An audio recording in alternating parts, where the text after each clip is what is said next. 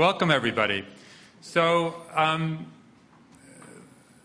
the goal of tonight is to talk about healing the cultural and political divides that separate us here in America. There's no doubt that we've made a lot of progress, but there's no doubt also that there's a lot of divisions that exist. We're talking about abortion, about homosexuality, all the things that make up the culture wars. We have our culture warriors, we have our cultural, the subjects of the culture wars, and they provide for a lot of titillation for us to watch on cable news. We see Rush Limbaugh, we see Rachel Maddow, and then something like what happened 2 days ago in America happens. The murder of George Tilley, the abortion doctor, shot dead at point-blank range in the head while he was praying in church by an abortion foe. And you realize maybe this isn't just about titillation, and maybe these are life and death issues, and maybe we still have a lot of work to do. So I'm honored to hear from you two about what we can do to work on healing these divides. And I want to start right in with a question, if that's okay with you.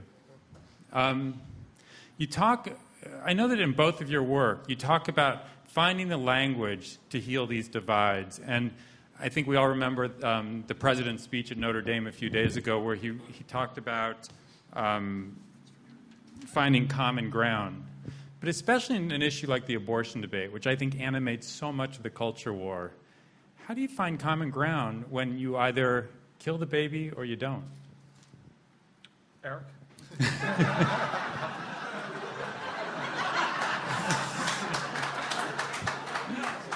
Thank you so much, Cory, for being considerate of my time constraints here. Yes, yeah. And let me thank Hillel for hosting us. Cory and I did go to graduate school together. It was actually one of the first weeks that we were together. He was at the same college I was at Oxford, and I went by his room, and we started talking about social justice and the tradition in the United States of finding common ground around social justice, specifically looking at the talented 10th we were talking about back then, the idea that within the African American community, there were those that needed to be the ambassadors and the leaders within the community to uplift the entire race at the time, as it was called. But also the idea of how through slavery and desegregation, the importance of not bringing people to the middle by compromise, but reshifting where the center is. And for me, I think that's the critical piece about finding common ground, is finding a way to re-articulate where the center is when we think that the center is often about compromise between the right and the left or one extreme and the other. I have the great joy of representing a city as a nonpartisan elected official where we don't run. I happen to be a Democrat. I'm a proud Democrat. I was elected by my peers to be the head of the Democratic Municipal Officials, which in the Democratic National Committee is kind of the lead person for all Democratic local officials in the country. But when I go to City Council every day and represent you, we happen to have 13 people who happen to be Democrats and 2 who happen to be Republicans. But we kind of shed that, and there's nobody who has a representative or councilman or woman who doesn't have a voice.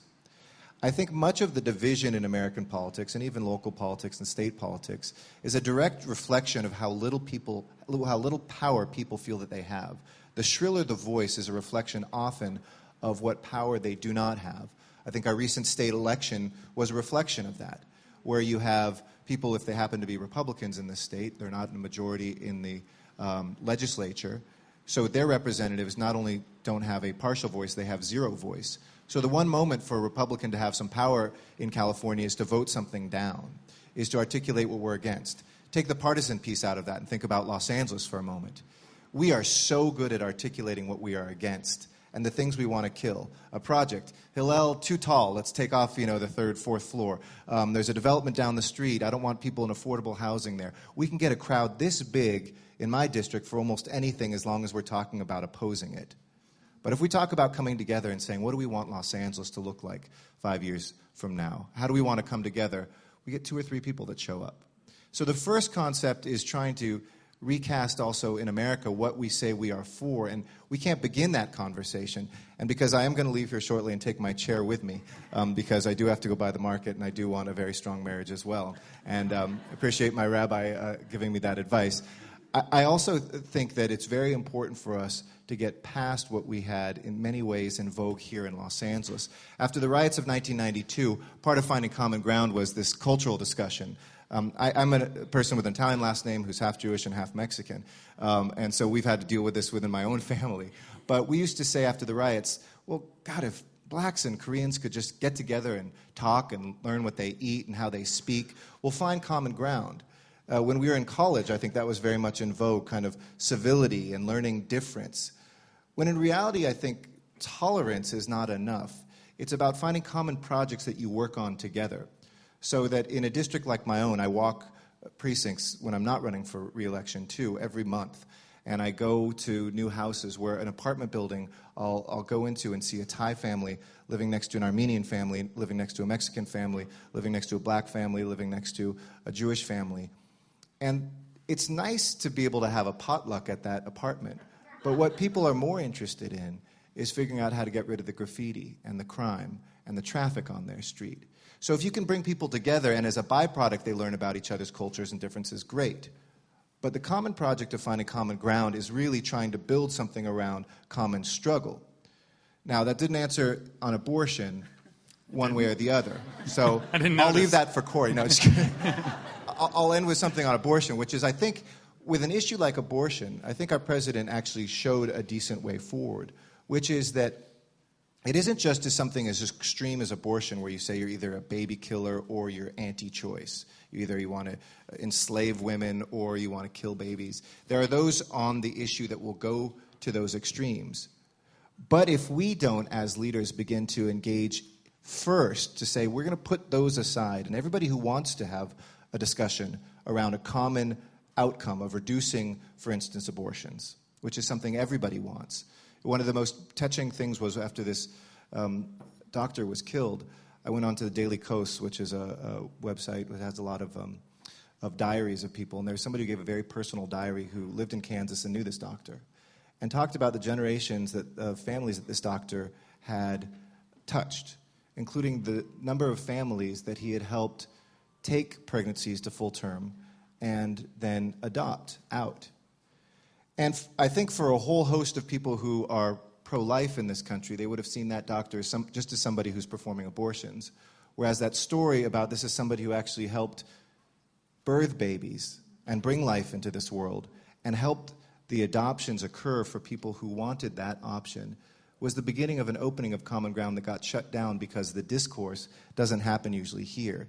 It happens on Fox television or it happens on CNN. It isn't just for the right, where people want that battle, where Cheney and Obama giving speeches on the same day are seen as a prize fight rather than a discussion about our civil liberties and our national security. That's very true. Thank you, Eric. I'll see you all later. I wasn't kidding. Oh, nice to see you. He ducks out after the easy question. Well, Eric believes in heterosexual marriage and wants to preserve it. So he's going to try to save his. Yes. Eric. But on behalf of all the people who live here in Los Angeles, Eric is doing such an outstanding job as our city council president.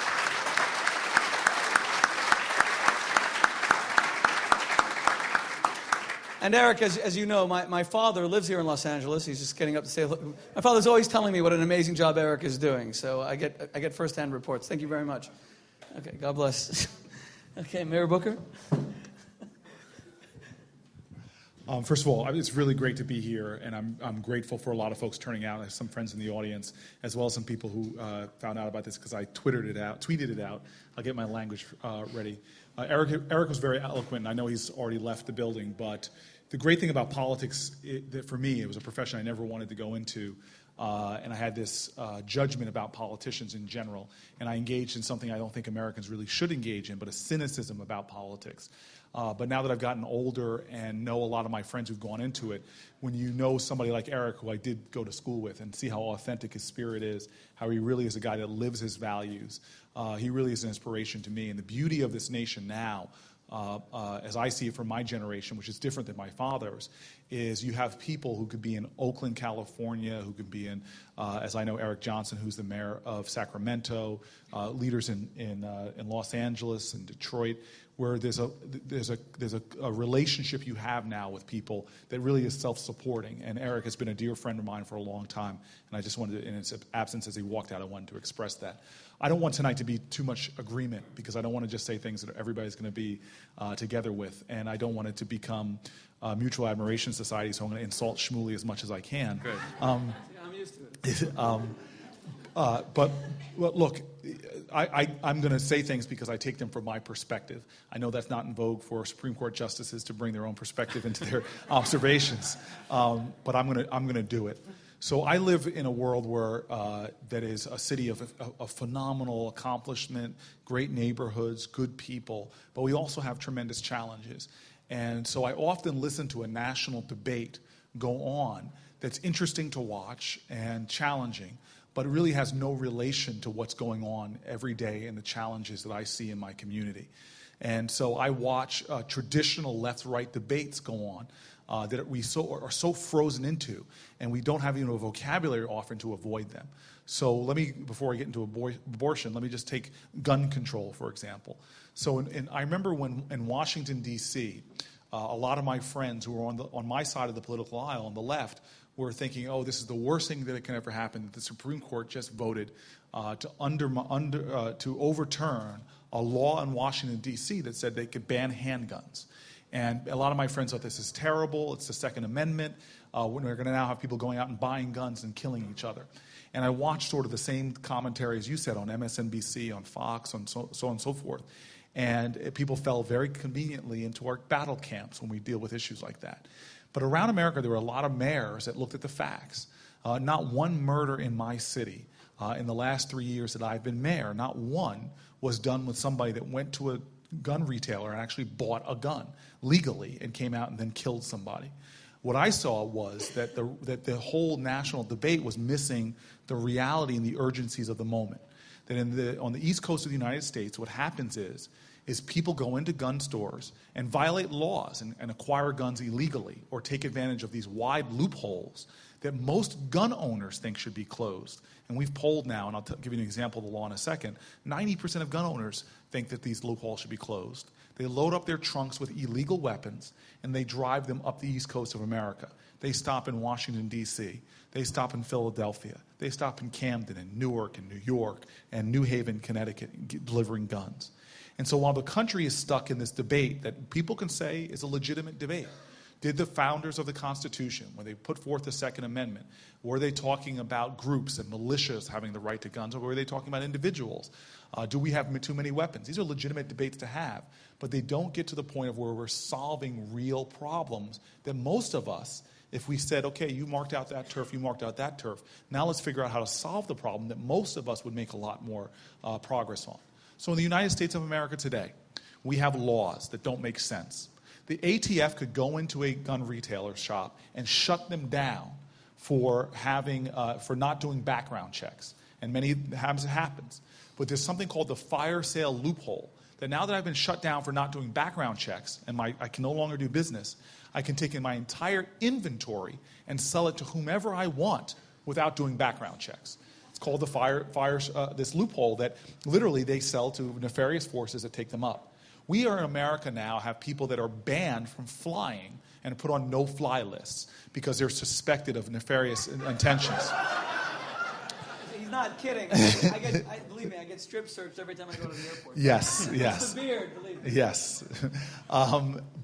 But that same person that we suspect of wanting to do terrorist acts who can't get on an airplane could actually go into a gun retailer and buy a trunk full of weapons. So there's so many laws I can point out to you right now that most American gun owners actually agree should be changed. But that is not the area of discussion. We're too busy taking it to the extremes and marking out legitimate disagreements in constitutional law, which are urgencies to raise to a high level of life or death decisions, but it obscures what's going to make real change in America. Now, I have no illusions that in my lifetime we're going to settle the abortion debate. We really do know that some of the differences we have are irreconcilable. But I do not see the same urgency We could save the lives, if you want to lose that language, of unborn children. That we all taking actions on the left, on the right, on the anti-abortion, on the pro-choice, if we could come together around the larger goal of reducing the number of abortions in America, we could be making so much more progress than right now. My problem with our country, and I can go to a lot of different examples of this, from gun control to prison overcrowding to criminal justice, we are too busy talking about left or right and not going forward. And that's what I'm interested in. I had a long conversation with somebody at lunch about saying, I am not red, I'm not blue. We need to start talking about purple progress in this country, about all of us coming together and making actual measurable changes.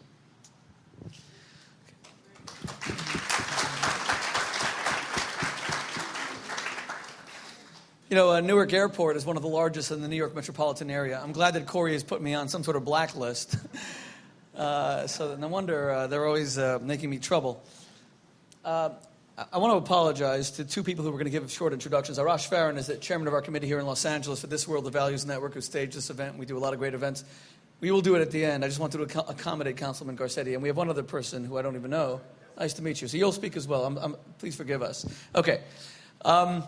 The reason we're doing this special event is that Cory and I, 18 years ago, Cory as a young African-American Rhodes Scholar, I as a Hasidic rabbi who had been sent by the Lubavitch Rebbe to serve as the rabbi in residence to the students of the university, created this remarkable friendship. And it has lasted 18 years. And it's a unique friendship. Cory continues to be a regular guest at my Shabbos table. Can we just, let me, I'm sorry. This is going to go on a lot because Shmuley and I love each other, but we can't stand each other. But let me just tell the story for a second. And this is actually worth telling. I had a date. I was my first week in Oxford. And something extraordinary happened. It didn't happen at Stanford, but a woman asked me out on a date. And I'm sure UCLA has the same problems about dating. And I was at Oxford, and I was so excited. And the last minute, I get this note from this woman that says, meet me at the Oxford, and I couldn't pronounce the word. I thought it was Lachaim. What's Lachaim?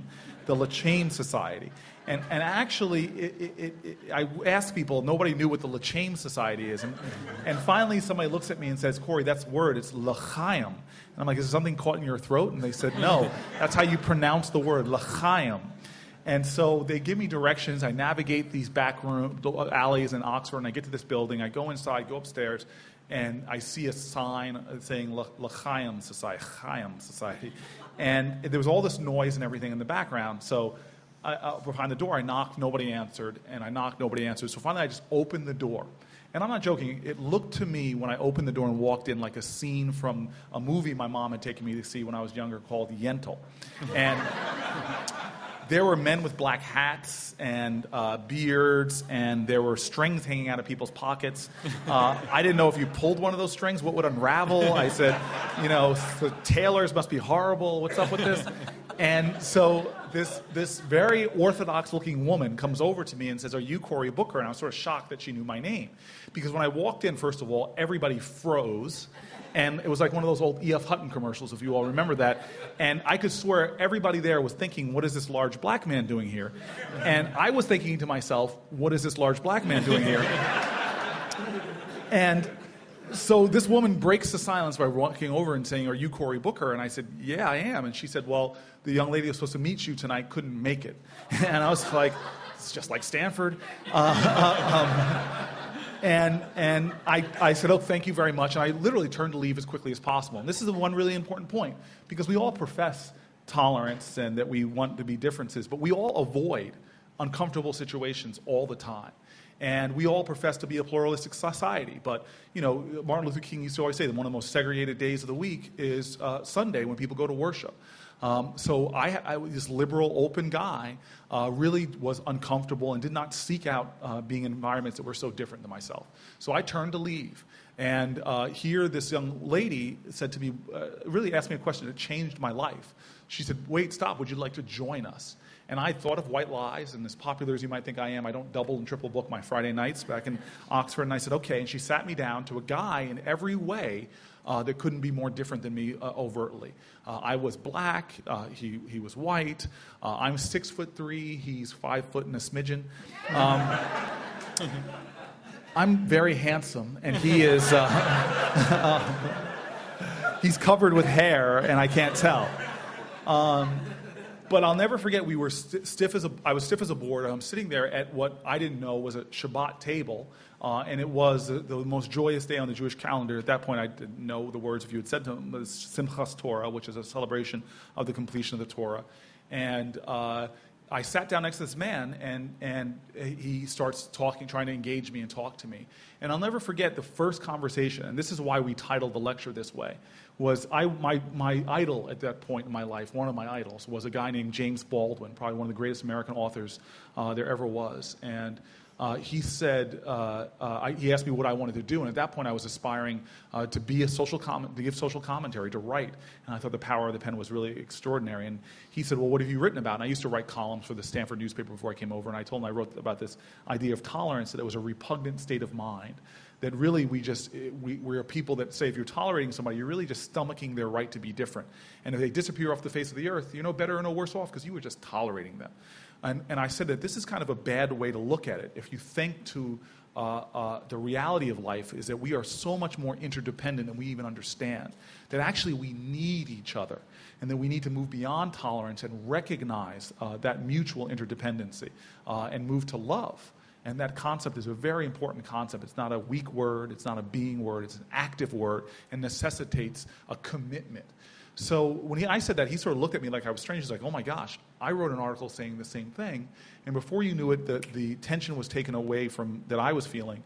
And he and I just started talking. And I'll never forget, he teaches me my first Hebrew ever because he offers me a drink.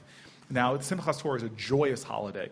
I've learned that the Jews have a reason to fast every other day. But this is a joyous holiday, and he puts down a bottle of vodka and says, you must drink. Now, I confess that Abraham Lincoln has this wonderful saying which says, I've long since come to realize a man with few vices has few virtues. I promise you I'm a virtuous man, but I have never drank in my life. And I told him that, and I said, Rabbi, with no disrespect, sir, I think you've had enough to drink for the two of us. But before you knew it, I was a guy who had never been to a Shabbat table, never been to a Jewish celebration, been to a couple bar mitzvahs when I was a kid, but next thing you know, I'm dancing around with a Torah, wearing a kippah, until he tells me if I drop the Torah, I'll have to fast and stuff like that. So I handed the Torah off. But this is the important thing for me. The lessons really happen afterwards.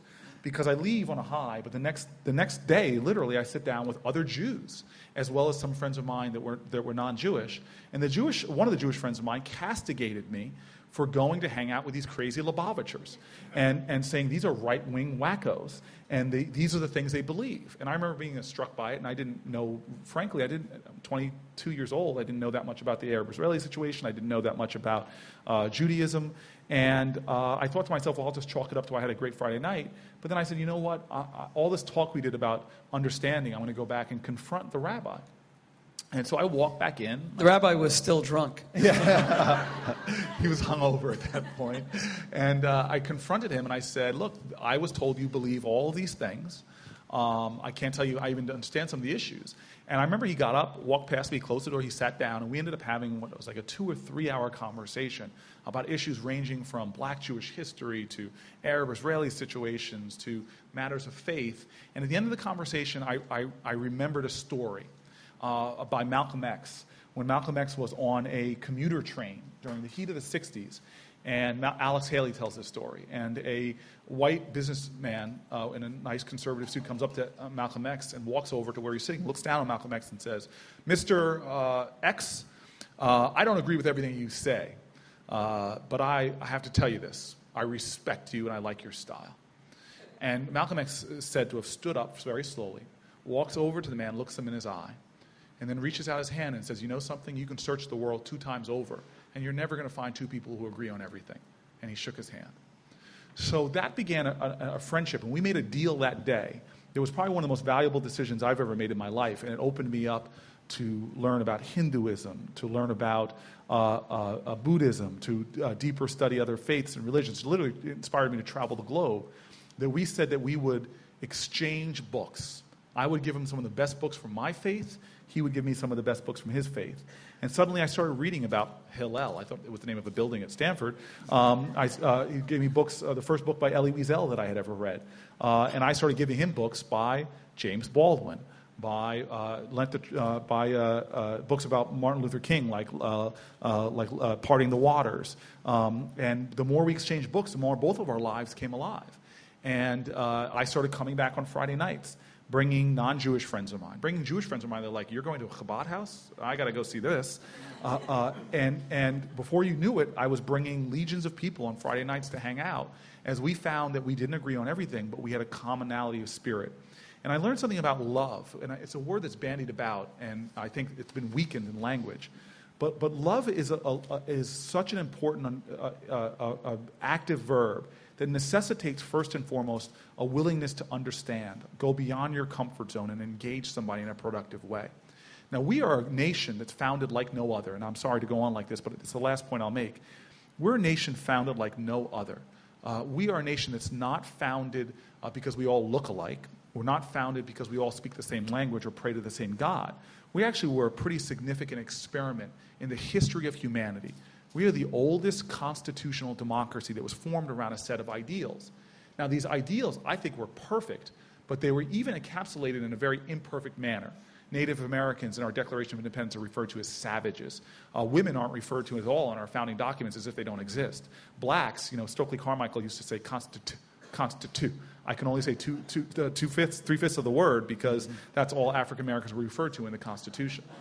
But the reality is, the story of America is sharing these common values and ideals that we as a country, in every generation, we're willing to do extraordinary things to try to make our democracy richer and more inclusive by having and deepening this conception of what does it mean to live in a pluralistic society, to try to manifest love, and try to make true on the hallmark of this country, which are three Latin utterances, e pluribus unum.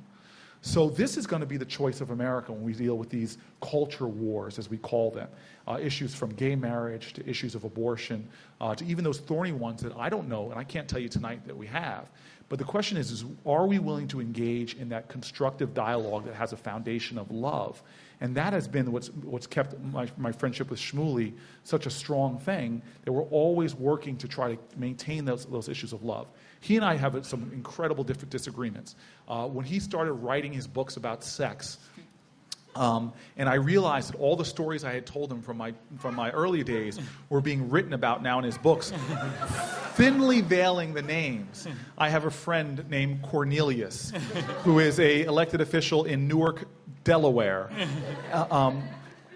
We disagree, but the fact that we're willing to engage in a way, we always find a way where we can find ways to move forward. So that's the background of the story. That I don't think that I think our friendship, Shmuley, is important, but it really started in a way that I frankly would never have met you if it wasn't that this young woman stood me up on a Friday night. Now I got to go back and read Shmuley's sex book. Shmuley, when you talk, I just wanted you to address that point a little bit, which is the bond that you made, that connection you made, the engagement that Mayor Booker is talking about. How do you replicate that on a national scale? What's the obstacle to replicating that? Well, Cory just shared how two people who saw initially that they were very different discovered not only they had a lot in common, but they had so much to learn from each other. And Cory just said that we're a democracy. We are a republic founded on a set of ideals. And I think that all of these wars that we're now seeing, these cultural wars, these political wars, they come down to the basic abrogation of those American principles. We all tolerate each other. We stomach each other. But really, we know that there's black communities and there's white communities, and the twain don't always meet. We know that the Jewish community continues to be extremely insular, and for good reason. The Jews have not always had the most pleasant experience reaching out. But I got to tell you, when I was about 14 years old, I studied this metaphor that was offered by Rabbi Shner Zalman of Liadi, the first Lubavitcher Rebbe. And he says that a bird has two wings. There's a right wing and there's a left wing. And if those wings both existed on one side of its body, if they were both right wings or both left wings, that bird would do nothing but flop around on its back. It specifically, get this, the antithetical propulsion that comes when each pushes in the opposite direction. That if joined unto a larger body, unto a larger ideal, in this case the bird, it will soar, it will fly. In other words, do we really want a country where everybody's Republican? Did we really live in a country where everybody's a Democrat? I love the honesty tonight. That's what we need. That's it. That was my point. I'm done. Could you imagine a world where everybody was female? It would be insufferable. And now that I've alienated half the audience, and can you imagine the audience? Can you imagine if it were all male? It would be even more insufferable. Let alone it would all be dead. Studies show that when men don't have a woman to balance us, we literally, one of the leading causes of deaths for single men is that they walk into buses. Often your wife will say to you, "Hey, look out for the bus," or they have heart attacks because their wives don't give them their medication. You are not medicated tonight, obviously. So we really need difference. And applying that, certainly it's true in the black and Jewish communities. I couldn't believe there was tension in the black and Jewish communities. We're not communities united by mutual suffering. What we have in common is not that we were both the world's perennial victims. We are united by a vision of a spiritual future. No man brought the Hebrew Bible to life more than a black man in the United States called Martin Luther King. He took the words of the prophets and he made people march. Some rabbis used those same words and put people into a deep, irreversible coma. And yet, there was tension between the black and Jewish communities as if we didn't need each other. But as it applies to something like abortion, I mean, think about this. I've always said I couldn't believe there's even tension on abortion. Yes, Catholics, for the most part, and some others, evangelical Christians, will define conception as life. By the way, Judaism doesn't. Let's make that point. But I don't want to go too deeply into that. But surely people on the extreme left, especially many of my female friends who are ardent and strong feminists, and people on the extreme right who believe that part of the religious message is that women ought to be respected, and women are not walking sexual objects, and they're not created by God simply for the satiation of the male hormonal need, surely they could have agreed that one of the biggest issues of abortion is simple respect for women, because 99% of abortions are single women getting pregnant by men who often leave them, who often abandon them, or men who often want to be physically intimate with a woman. And they forget that, that physical intimacy is supposed to really connote a deeper emotional intimacy. We could have met on the issue of women's rights, but instead we use these issues like abortion, especially gay marriage. God, I'm driving all around California, and all I see is in churches and in even Presbyterian churches are saying gays are our brothers, they should be allowed to marry. Then you go to some of the more right-wing churches, and they're saying that gays are destroying the institution of marriage. I just wrote a piece for Rob in the Jewish Journal that said that when Miss California got up and said, look, I'm opposed to gay marriage, and that's her right, she can express her opinion. And later she said that she was persecuted for expressing that opinion. But let's just remember, Miss California was later, we discovered that she didn't always pose in the most modest way, and then she accepted payment from a beauty pageant for breast implants. And I ask you, is that consistent with Christian values? What would Jesus have to say about that? The number one, marriage isn't being destroyed by gays. If you're opposed to gay marriage, be opposed to it. On biblical terms, on religious terms, I can discuss that with you. But don't say that gays are destroying heterosexual marriage. We straight men and women, we've done a pretty good job destroying marriage ourselves, thank you very much. We didn't need the help of gays.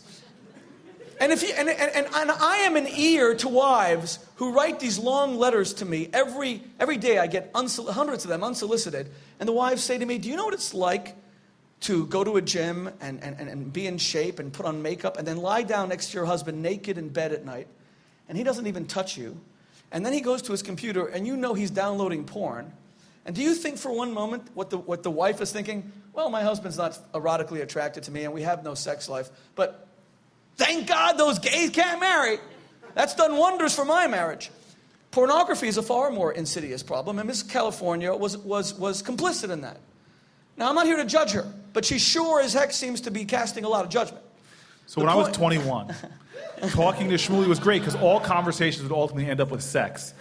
But now as 40, I would actually rather talk about other subjects. I wanted you to answer that question a little bit, Mayor. Specifically, and by the way, Shmuley, all Jews know that life begins after graduate school.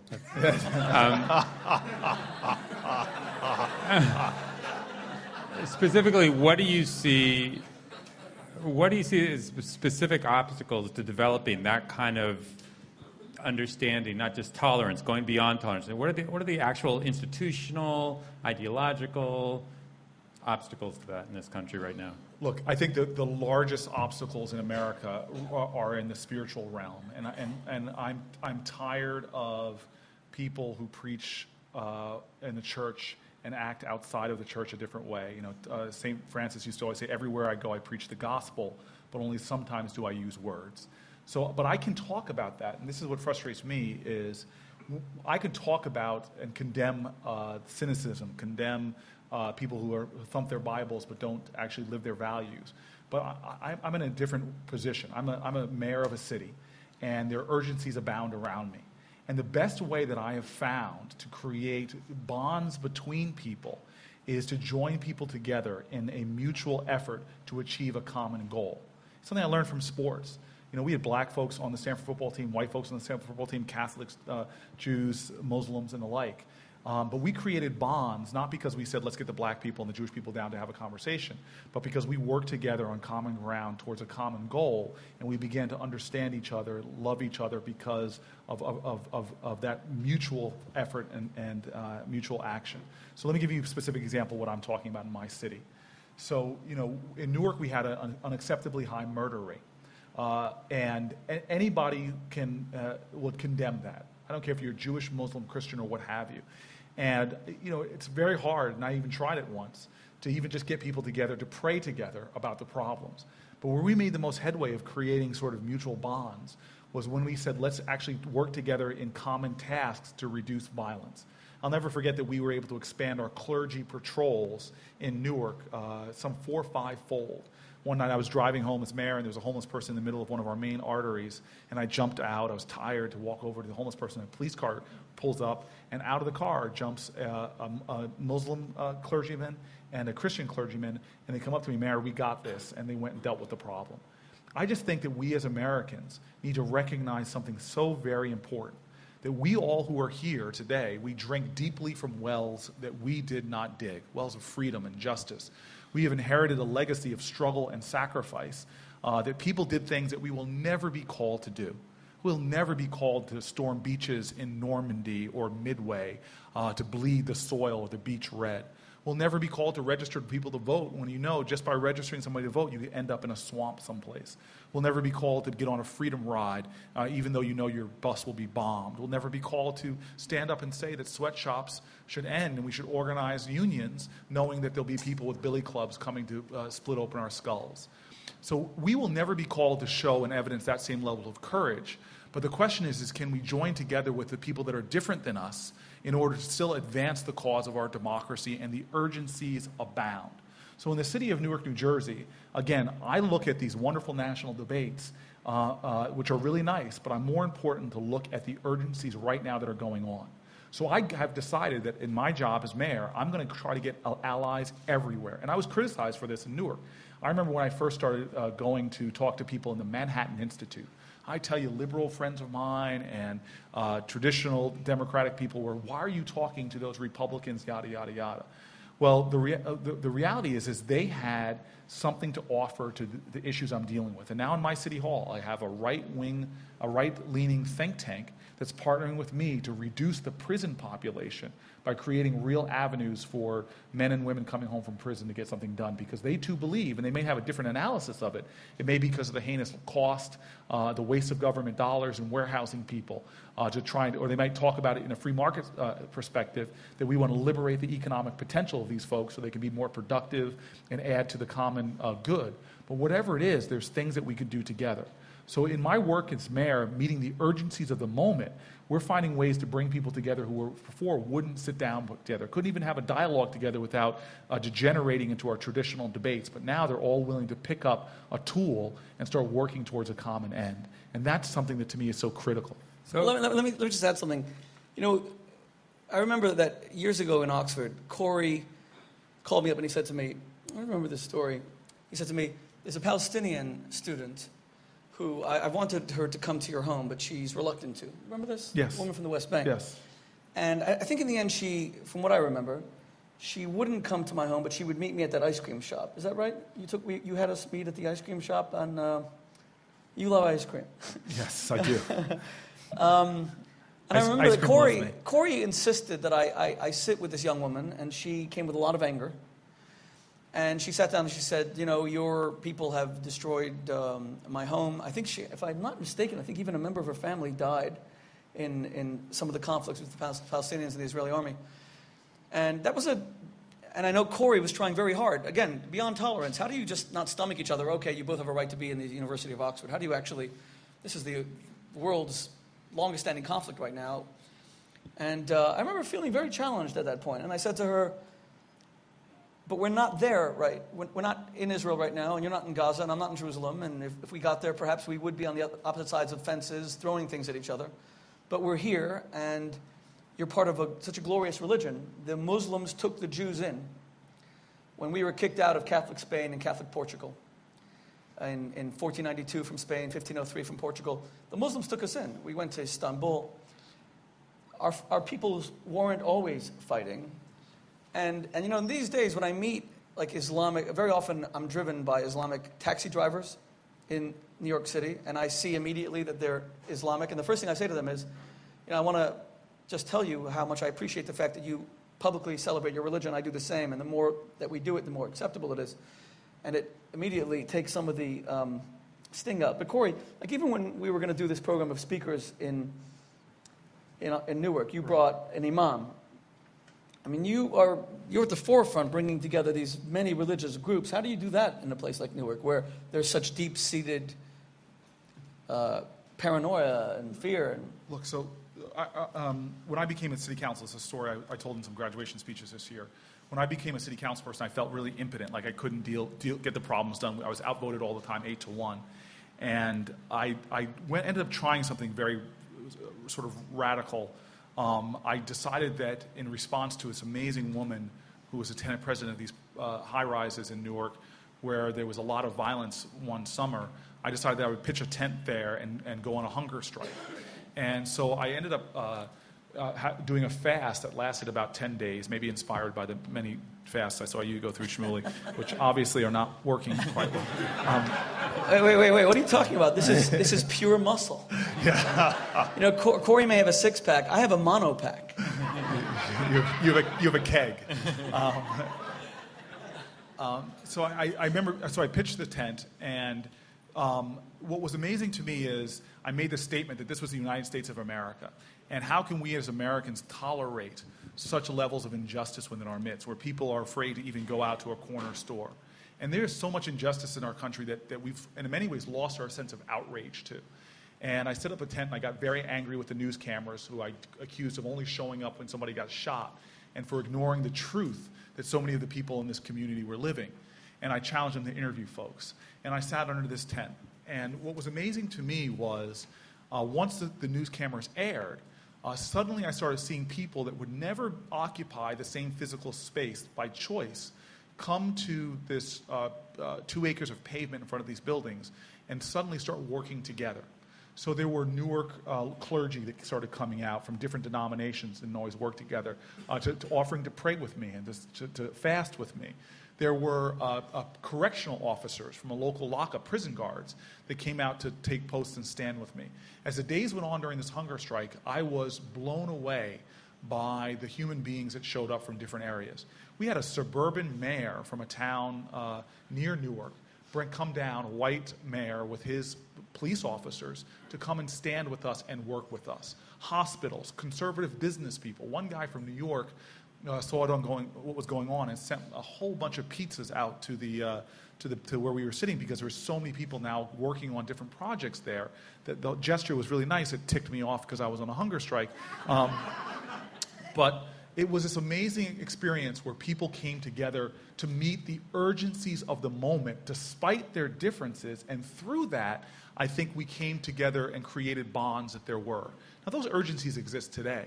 At the end of that, I'll never forget, we all held hands for a final prayer, and there were believers and non-believers praying. There were rabbis, imams, ministers. It was amazing to me that people started praying. And I remember all the different languages that were prayed were there, all these different voices. You know, there's a song during the high holidays that Shmuley taught me the Hebrew for, and it's Ki Beiti Beit Tefillah L'Chol Choamim, May my house be a house of prayer for many nations. Now, it's amazing that to me is the highest calling, that we actually all live in one house, though we have many nations, many languages. But the key for us in America, I think, is to create a context where we all can start working together on the things that we actually believe in. Golda Meir had this wonderful saying, Shmuley, that you taught me, that she said, Jews together are strong, but Jews with other people are invincible. And for me now, again, hearkening back to James Baldwin, who wrote this amazing book called The Fire Next Time that I think should be required reading for Americans. And if you don't want to read the whole book, just go to the last couple of pages, because he wrote a very difficult book telling the truth of our difficult differences. He talked about the racial divisions. He talked about the Muslim movement in America. A very painful, poignant book.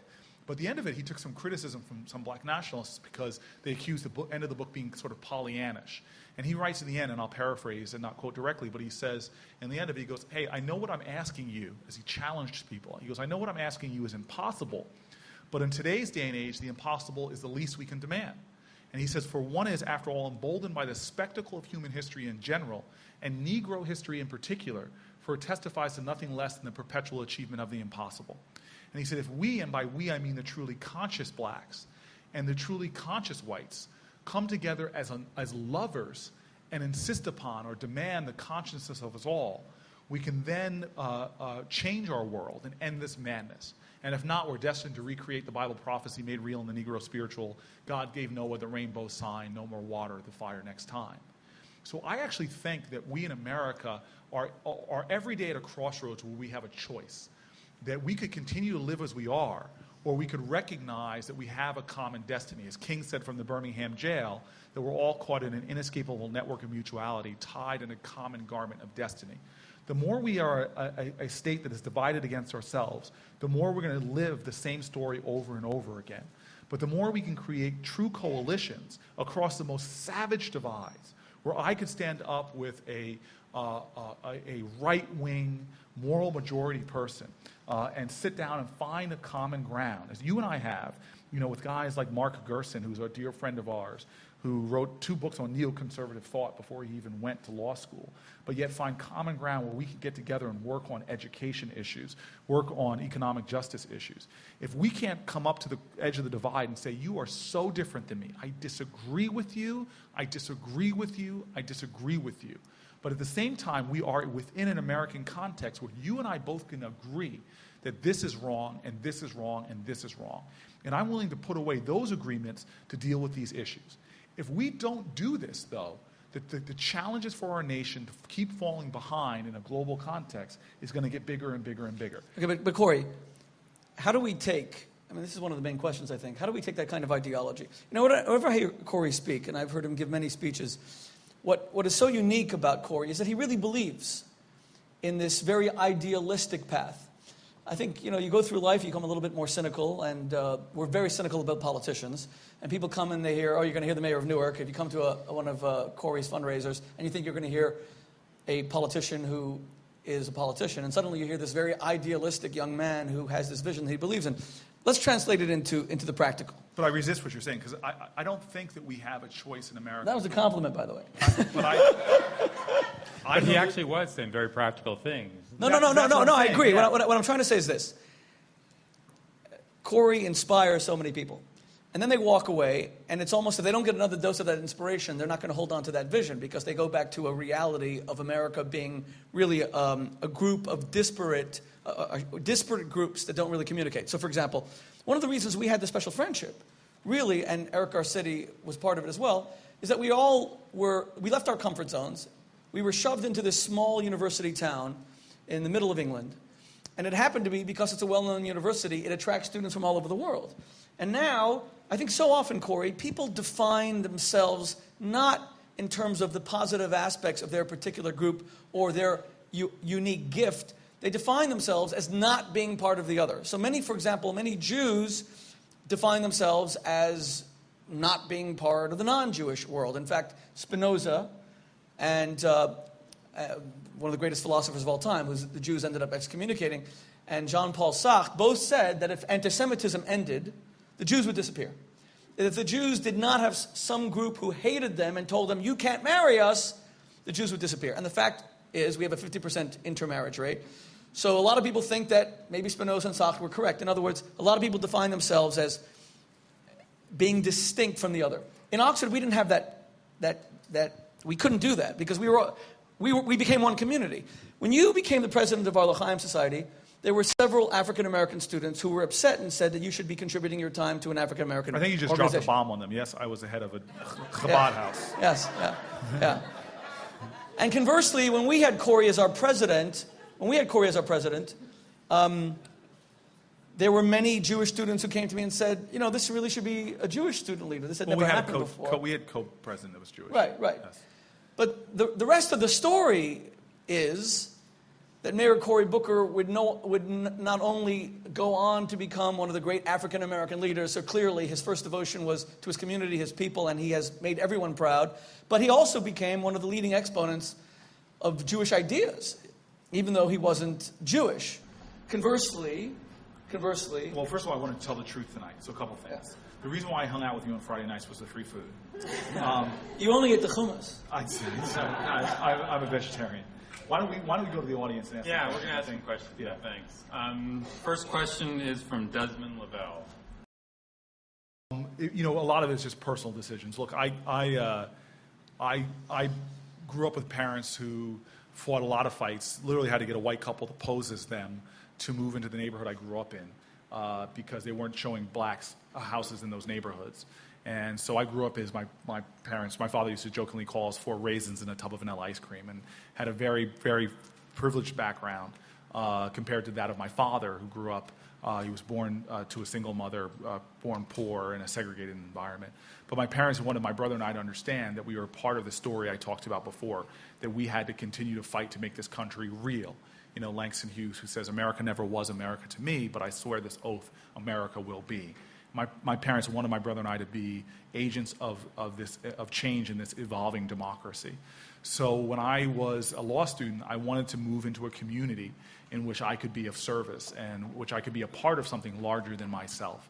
And fate would have it, I moved into this neighborhood in Newark that on the face of it, people might say, there's so many challenges and so many problems, but the reality is, as my parents would tell me every graduation, and my grandparents, I would hear the same things over and over again. And one of the things they would always say is, never forget you can learn more from a woman from the community or on the 5th floor of the projects than you can from one of these fancy schools that you're going to. And so I moved into a neighborhood where there is such wisdom, such strength of spirit, and such American courage that happened to be across the street from some high-rise projects. I met Americans that to this day are some of the people I idealize the most and look up to the most. And I'll never forget, one of them was a woman from the 5th floor of Brick Towers. And she was the first person to really challenge me. And again, life is an interesting thing, and I think most people aren't aware, open enough to recognize the divinity around them, that don't see the miracles and the miraculous nature of it. And that's just my perspective on the world. There's a wonderful Hebrew phrase, Gamza Latova, which means there's no accidents in this world. Everything happens for a purpose. And so I meet this woman who challenges me immediately on this idea of vision. And I told her, I was this arrogant young law student, and said, hey, I'm here to make a change. I'm going to make a difference. Help me. I'm going to help you. And she said, well, if you want to help me, tell me what you see around you. And I described what you might have said, projects, crack house, etc. And she says, you could never help me. And I'm like, what are you talking about? And she goes, the world you see outside of you, Cory, is a reflection of what you have inside of you. And if you see only problems and darkness and despair, that's all there's ever going to be. But if you're one of those people who sees hope and opportunity, promise, and even the face of God, then you can be one of those people that makes a change. So I may have gone to Yale Law School and got my JD, but I got my PhD in the streets of Newark, and from leaders like this. And I sat in my last year of law school at this woman's kitchen table, and I saw Americans like I'd never seen them before. I saw groups of African-American women who would pitch in their limited dollars to get someone help someone stay in their rent. Or they would hold parties and events in a dank basement for kids, whether it was Valentine's Day or the best parties, whether it was Thanksgiving or St. Patrick's Day, and there wasn't an Irish person within a long way around that neighborhood. So I made a commitment when we started organizing, and I became a community organizer and lawyer in that neighborhood.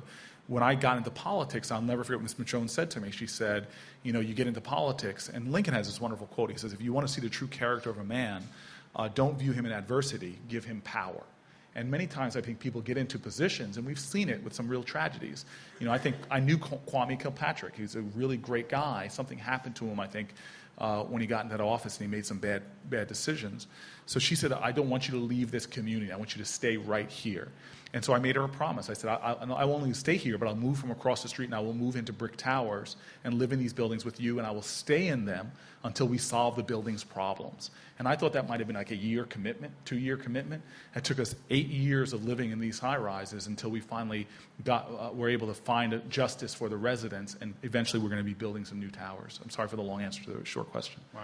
Hey, let me just add, but isn't that one of the major problems in our country, that we no longer salute and highlight the everyday heroes? That we all seem so obsessed with all the people who we see on the front page of People magazine. When I heard that Susan Boyle has now checked into an institution because of the price we pay for fame, and yet all of us are prepared to follow that path off the precipice, off a cliff. I so often hear Mayor Booker speaking about the everyday heroes that he meets. And, Cory was a Rhodes Scholar. And even at Oxford, he always found the students who were perhaps getting slightly less attention. There was one college at Oxford called Mansfield College. It was mature students. And most of the 19, 20-year-old students were praying that Mansfield would not be one of Oxford's 35 colleges. What were these people in their 40s and 50s doing there? But Cory befriended them. But you make it sound like it's some kind of charity, Shmuley. It's not a charity at all. As if every person doesn't have incredible value, incredible worth, as if you yourself don't get some benefit from when you open yourself up to people just because they might be different. Let's go to another question. Fareed Kanani. Isn't it amazing that all of us can agree that our economy was not brought down through some economic downturn, but rather was caused by our greed? We all identify the cause, but no one has spoken of the remedy. Greed is not a financial crisis, it's a spiritual crisis. Greed results from a spiritual emptiness. When you have nothing on the inside, you compensate with too much on the outside. And we need to confront that spiritual crisis. I think we have to accept that money is not a currency by which we purchase self-esteem. That so long as we continue to define our essential human value by what we do and not by who we are, then that our insecurity will only be fostered because we'll be treading water. The United States is in desperate need of a spiritual renaissance. We know communism doesn't work. It leads to a broken economy and it leads to tyranny. And America isn't a socialist country. Even President Obama has repudiated that. We're a capitalist country. But soulless capitalism, where the belief that the more you have, the more you are, that's corrupting. We have to believe that there's something inside us, impervious of a price tag, which is of infinite value.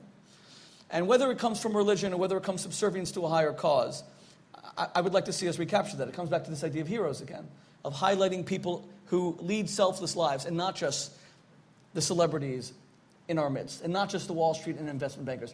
I mean, I'm sure Cory will remember, when we were at Oxford, the number of students who wanted to go into banking because of all the zeros that it would put in your bank account at a very early age. And that's great. I have friends who are hedge fund managers who do a lot of philanthropy. But if you forget that money is a means to an end, and if you forget you're supposed to live to work and not work to live, then you are no different from an ox who's born to the plow. And then you can't really have happiness in life. I'm always perplexed by this and confounded by this incredible paradox at the heart of the American experience, which is, on the one hand, we have the highest standard of living in the world, and we have the world's greatest economy. So great that we can spend $1 trillion, and we haven't even felt it yet. And yet, we consume 3/4 of the Earth's antidepressants. 1 out of 3 American women is on an antidepressant. What we've learned is that materialism and money does not bring happiness. We've learned it in the most literal sense.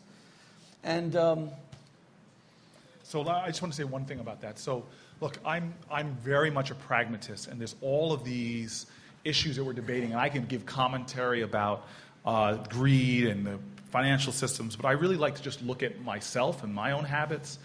Because really, if you want to take Gandhi's advice, you need to embody the changes you want to see in the world. And then I look at the world around me. So we definitely have powerful cultural streams that have eroded the bedrock, I think, of some of the best American values. Consumerism, hedonism, narcissism. So I always try to say, well, let me first take a look at my life and what am I doing? Whether it's how much I'm consuming, what I'm buying, where is it coming from, and try to change my habits, because especially as you profess to be a leader, and frankly we're all leaders, what you do is going to have an impact. And then I start looking at my city and what can we do to start building the kind of habits and strength that actually are going to start making a real difference. So we decided that this idea that we are a society that spends more than we save, that buys things needlessly, that we were going to start trying to create a menu of financial empowerment tools in our city that were going to practically help people.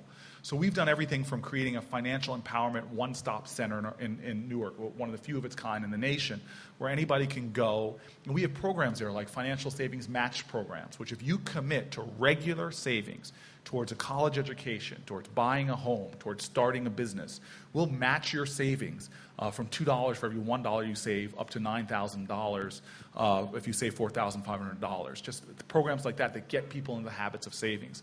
We pulled all of our banks together recently and challenged them that we're not creating a climate where many of our residents can even bank because of high minimum balances, because of hidden charges. And we're about to start this major campaign in Newark called Bank on Newark, where we get our banks to lower the minimum balances, create products that are accessible, because my city wastes millions of dollars every year in using check cashing services or instant refunds where you pay high interest rates. So everything that we talk about often, there's a public policy or a project or a program where you can do things. I'll give you my last example.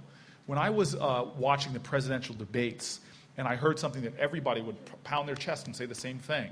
It was during Father's Day, and you had everybody coming out and saying, fathers should take care of their children. They bring these children into the world. They should take care of their children. Well, who the heck is not going to agree with that? But the question is what are we doing to empower people to make those, to have that outcome to have happen? So examine your own life. Are you mentoring a young person? Are you caring for somebody? Because I know I'm here because of people that weren't my parents or weren't my family, whether it was coaches or the mother on the block that seemed to look after everybody. And then we tried to create public policy in Newark that was going to reinforce that. So we realized, and the last example I'll give is that children of incarcerated adults were the most likely children to go to prison. And we took an examination of those fathers coming out of prison. Why did they not get involved with their children's lives?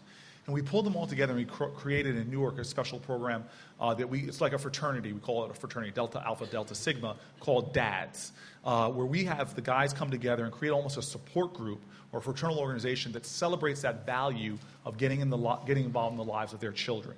But more than that, we equip them to do that because it's some shame. You have child support arrears that have gone up. You're even afraid to face the mother of your child. So we help them get skills from clothing to marketable skills so they can get jobs. We help them work on their relationships with their kids by actually talking about parenthood, because I hate to tell you this, we have men in this country being born without a man modeling fatherhood in their lives. So they're not necessarily knowing how to do that. And so what we've seen in Newark now that we've modeled this program over a number of years is the recidivism rate of the men coming out of prison has dropped to the floor. It's one of the best programs we have to cut recidivism in Newark.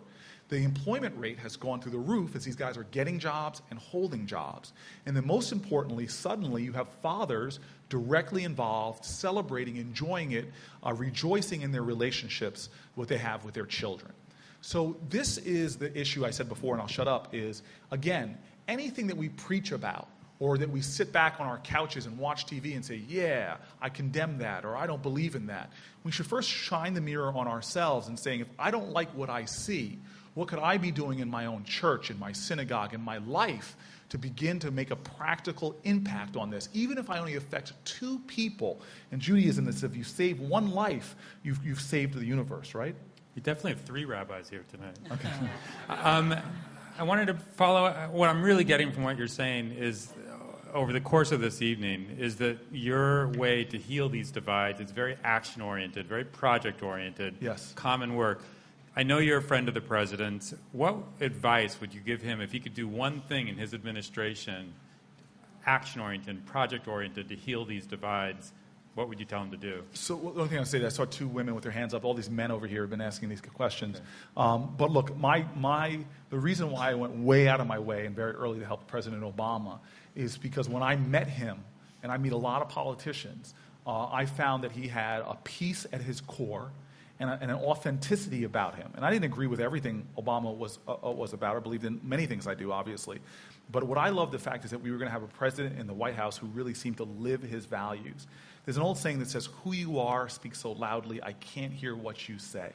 And by having somebody that every day gets up and lives a life as consistent as possible with their values, it's called integrity. And we all have slips in integrity. Trust me, I have them all the time. But a guy that's just going to be a good person, to me, that's really powerful. So when I have a chance to see Obama, which isn't often, I'm not like his friends where he calls me up to play basketball. He's afraid of my jumper. I just want Obama to be Obama, as I want Boteach to be Boteach. And let me give you the last example of this, of what I mean. So imagine 2 years at Oxford. I've had a journey that I never imagined, that I would be this black Christian head of a Chabad house, that I would be hanging out on Friday nights, not with potential dates, but with Shmuley Boteach, a hairy rabbi. And this beautiful... sexiest guy around. This one of the most beautiful moments of my life, honestly, was a very touching moment at the end of one of our last big events. I think it was like a Purim party. And there was 3 men left standing. There was a rabbi who has the alcohol tolerance of a water buffalo.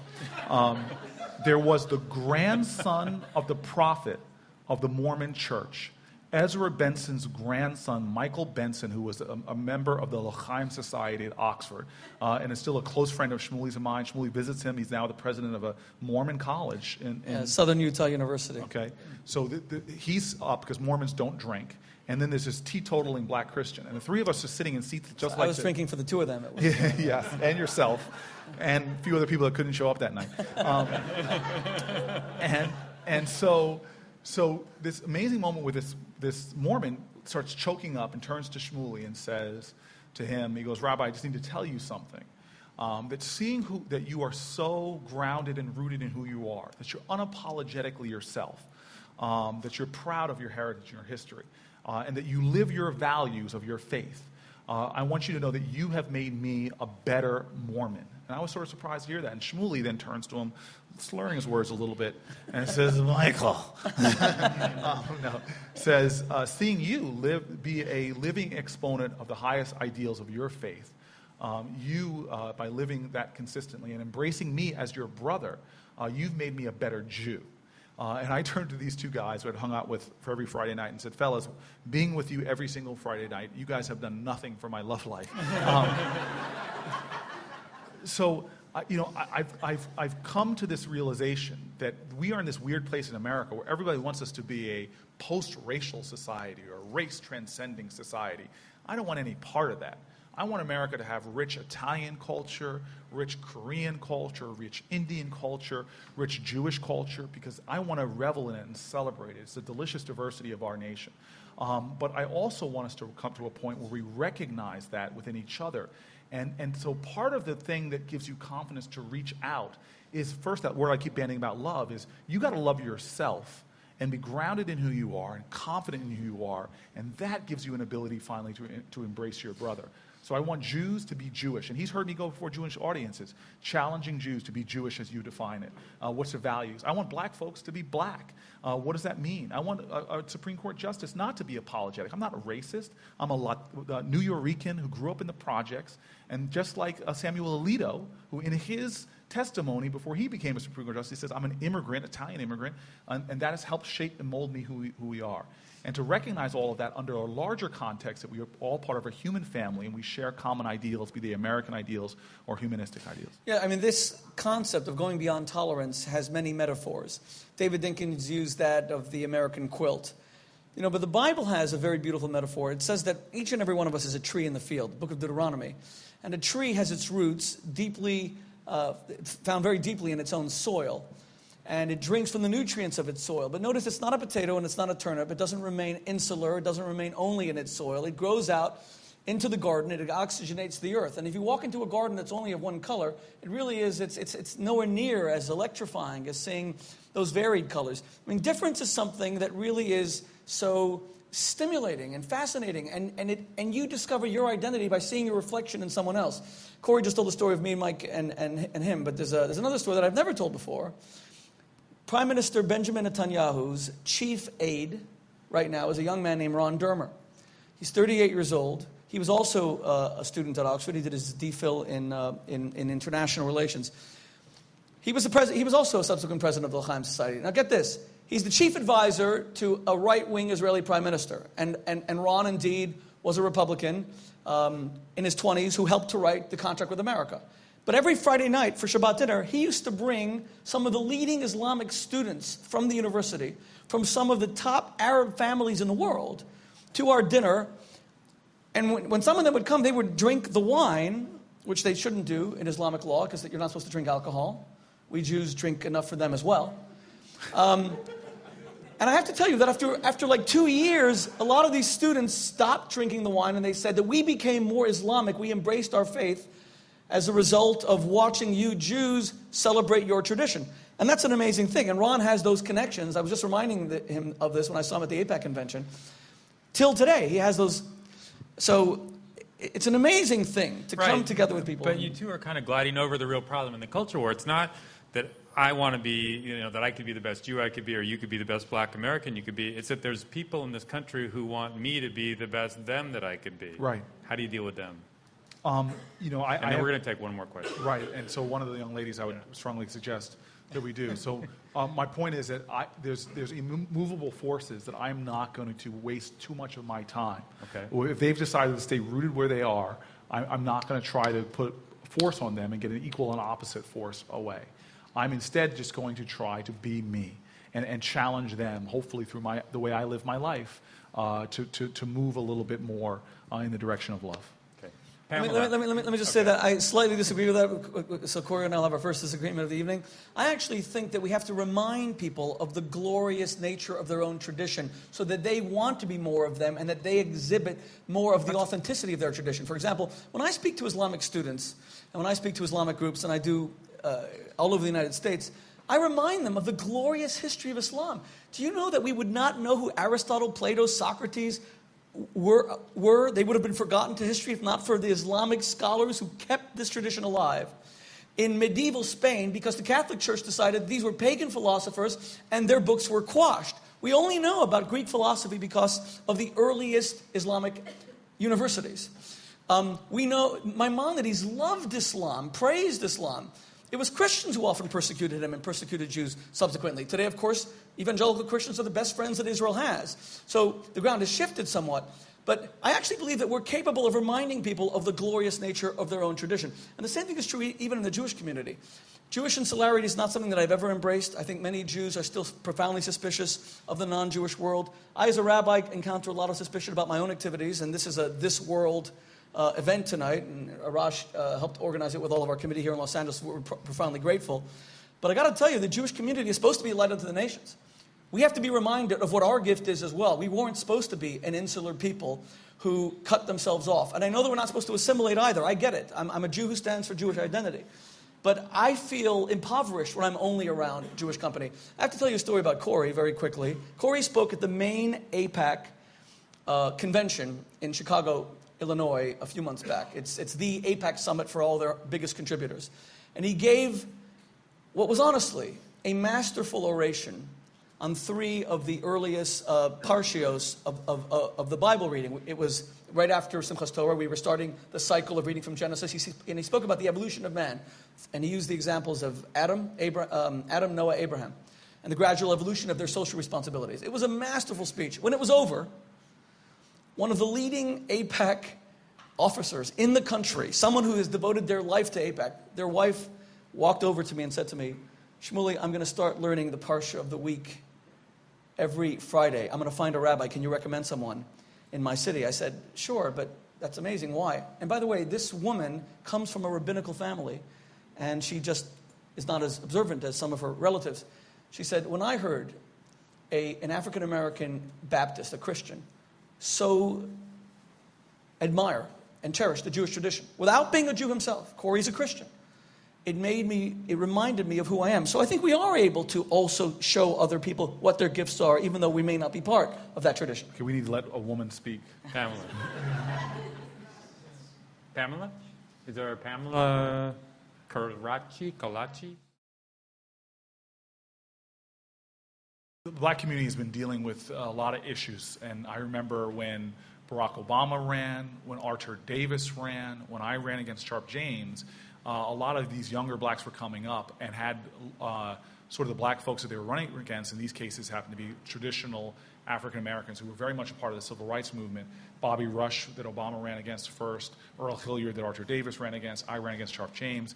And a big issue started swirling around because we were all told that we weren't black enough, and these issues of racial authenticity started to come out, that there's a certain way to be black, there's a certain way to manifest. So this is, when you ask a question like that to me as a black person, it takes me fully into this racial question that I think a lot of Americans think about, especially of our generation, which is a younger generation, where there is much more plurality in the manifestations of Italian culture, of Latino culture, or the black experience has become so diverse. And so for me as an African American, I really had to define for myself what my value system was, and really be very conscious of that. Now, Shmuley can say something else, and I leave it to him, but I think that blacks, Jews, others often feel a lot of different pressures to be something, and there's also a lot of judgment. You're not Jewish enough. You're not black enough. But I think that has to be an internal dialogue where you codify, and it's always evolving, conceptions of your race, conceptions of your gender, identity, or whatever. But I think it's so important that, as Shakespeare said, to thine own self be true, that you start to try to live your essence and live the truth of who you are and define it for yourself, and don't let the world try to tell you. I experienced the same thing Barack Obama did. I had some people telling me I wasn't black enough. I had some people telling me I was too black. I was just comfortable being Cory Booker, frankly, and how I defined that. And so I challenge anybody in this room not to let someone else define you, but to find you within yourself, and don't shrink from it. So this is why, for me, I think the stories Shmuley's telling are great. I'm not going to sit here and be the rabbi, and I think Shmuley should be, and say that every Jew needs to define their Judaism in X, Y, and Z way. But what bothers me is that often we who are African Americans or Jews or whatever faith you are really don't take the time to fully engage your own faith or your own race in a way to discover the beauty and the richness of it, and don't understand the gravity of it. Carter G. Woodson, who wrote this wonderful book called The Miseducation of the Negro, said the primary cause of human suffering is forgetfulness. People who have forgotten who they are, where they've come from. And I think that, as Gandhi even said, as he experimented with Christianity, if anybody's read a lot about Gandhi and Christian missionaries, engaging them, he said we're all born in a certain cultural context for a reason, and we should take our time to delve into that and understand it, to really understand the truth of who we are, and then try our best to live that truth every single day. Yeah, actually, looking at going from the macro to the micro, what I'm discovering today is one of the reasons that people are assimilating, and I don't just mean religiously, I mean culturally. I mean, teenagers assimilate. It's called peer pressure. They erase their individuality to be part of a group. On a micro level, I believe this is happening because so many people today are experiencing not their specialness or their uniqueness, but their ordinariness. Especially in times of a recession, especially when we see that so much of the wealth that we have stocked up is slowly being eroded, and so many of the things that defined our specialness are being taken from us. We don't know what to hold on to that will make us feel unique. Notice that Hollywood's having its greatest year ever, and CNN reported that Americans were watching 4 hours of TV 2 years ago. They're now watching 5. We're doing whatever we can to numb this pain, I think, of ordinariness. My friend Marianne Williamson, who's one of my colleagues from Oprah and Friends, the great spiritual teacher who lives here in LA, she always says, honor your incarnation. If you're born a Jew, then you're supposed to drink of those spiritual waters, specifically from the path of Judaism. The same thing is true of a Christian. The same thing is true even in terms of ethnicity, African American. I've always been inspired by the African American tradition, and that's how my friendship with Cory has really enriched me. But if we think that we're ordinary, that my tradition is subpar, or there's nothing to be found in it, then we're going to look elsewhere. There's a very beautiful teaching, which I will conclude with, in the Jewish religion, that says, Book of Deuteronomy again, Ki lo davar reik hu mikem. Moses is lecturing the Jewish people on the last day of his life, and he says to them, the Torah is not something empty from you, which is it's an awkward syntax. So the Talmud renders it as follows, V'im reiku, if it feels empty, just know mikem. Know that emptiness comes from you. I have used this with hundreds of couples who've told me that they're in an empty and lonely marriage, that it can't be salvaged. And I've tried to remind them, just stop blaming your spouse. You can divorce if you want, but just know, the emptiness comes from you. And you can resuscitate it and reinvigorate it if you so choose. Same thing is true with Jews who have found a certain boredom in their tradition. You know, I find myself whenever I speak with Cory, and all of you who heard tonight why Cory is such an inspirational figure, but I want to pay him this unique compliment. That ever since I've known him, and I met him when I was 24 years old, and Cory was 22, ever since I've known him, and I'm a glass half empty kind of guy. I had a turbulent childhood. My father lives here in Los Angeles. My father is one of my great heroes. He's here this evening. My father, an immigrant to the United States, had to work very hard for everything that he had. My parents' marriage did not survive. So I'm someone who sees life through the lens of struggle. Cory has always somehow reminded me that if I'm just myself, I will be special. And I don't have to try so hard. And I think that's why so many Americans are relating to his message. Because we all just want to be special. And we want to know that there's something unique about us. And we want to know that our country is special. And we don't want to see just negativity. You know, once I was walking home. I went to pick up Cory for Shabbat dinner at Queens College. Yes, please. So we'll end the moderator. Do you remember the story? I remember this very well. It's one of my favorite Shmuley stories. Because to me, if there's any theme I can leave on with this idea of moving beyond tolerance, it really isn't about the other and their problem, that whether it's a person that's fiercely anti-abortion. It's really not about them. This is always about you and what do you take away. And tonight I've learned something, actually. I love that honor your incarnation. Every moment is an opportunity to learn. It's a gift. But this is one of my favorite stories about Shmuley because that's all you learned from me tonight. It wasn't from you. It was Marion Williams. True. You shouldn't have given her credit. Then I can teach you the Jewish thing that you're never allowed to quote something without saying the source. Really? Because I thought you told me that good speakers borrow, great speakers steal. No, I said great speakers rip off. That's a different thing. So this will be the final lesson. And I have to say, I tease Shmuley. We go back and forth, but he really has been, through my friendship with him, I won't say he's been one of my great teachers in life. I'm teasing you. But I've learned a lot about myself. And this was one of my favorite moments. So Shmuley it was Shabbat, and Shmuley would have to walk from the Chabad house to the L'chaim Society, which was this long stretch down High Street in Oxford. And I used to love watching this because here was this very obvious Jew in a bastion of Christianity. I mean, the colleges in Oxford are named, this is no joke, Corpus Christi, Christ Church. These are names of colleges in Oxford. So here you have this Jew walking down past this. So one day he's walking this long road down High Street on a Friday. It's dark and late, as he always is. And there is this guy, a Rastafarian, who sees Shmuley walking, and he runs over and calls, "Hey, you!" He's obviously been having a lot of fun, and he's kind of drunk. And he says, "Hey, you, come over here." And Shmuley's in a hurry. He stops, he walks over, he goes, "You're Jewish, right?" And Shmuley goes, "Yes." He goes, "Oh, I'm so happy to see you today. It's my birthday, and I'm Jewish too." And Rastafarians, and I didn't know this till you told me the story, that Rastafarians believe that they're a lost tribe of one of the lost tribes, yes? Yes. Mm-hmm. Yes. So he goes, "I'm Jewish too." And he says to him, "But I need to know something. Why don't you believe in Jesus Christ?" and Shmuley's like, "Well, I'm a Jew." and he goes through a very quick theological explanation. And he goes, No. I don't understand. What if God came down and told you that Jesus Christ is the Son of God? Would you then believe in Jesus Christ? And Shmuley goes, "Well, if God came down and told me that Jesus Christ was the Son, I would say, 'You're wrong, God.'" and so this guy who said his name was Slim and goes through another couple tries, and Shmuley just is resistant and says, "I don't believe in Jesus Christ." And finally, Slim is angry as anything and bursts into anger, starts screaming at him and saying, "You're no Jew. You're not a Jew." And he turns around and starts storming away. Now, honestly, Shmuley and I, at this point in our friendship, have had a lot of conversations about Shmuley controlling his anger.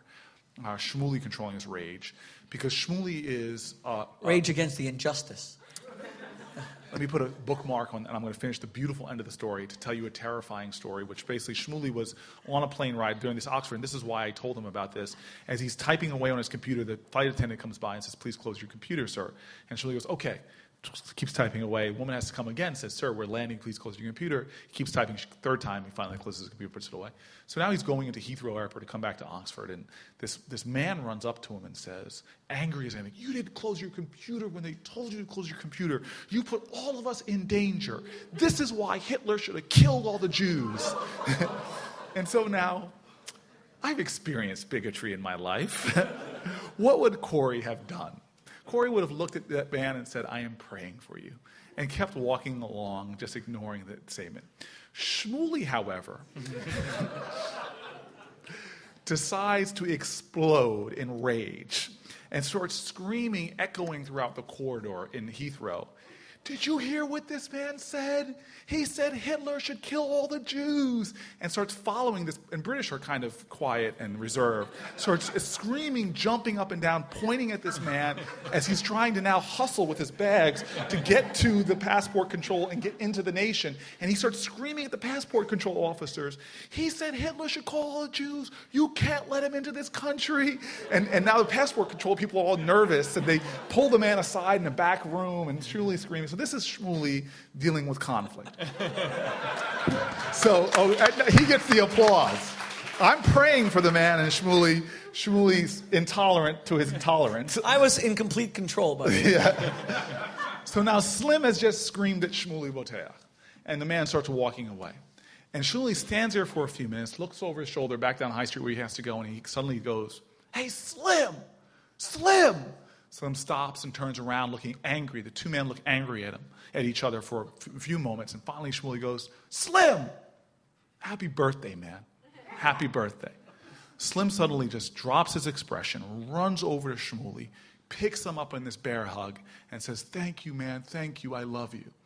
Now, Slim was obviously inebriated, intoxicated, high. It wasn't intoxicated. It was something else. Yeah. But the thing Shmuley and I talked about that Friday night is a saying from Abraham that the world is a reflecting pool. What the energy you send out, the reflection you send out is reflected back on you. And I really do believe we have a balanced universe. And the more love you can generate into this world, the more love that's going to come back to you. And that would be the final thought for me. Thank you both very much. Thank you.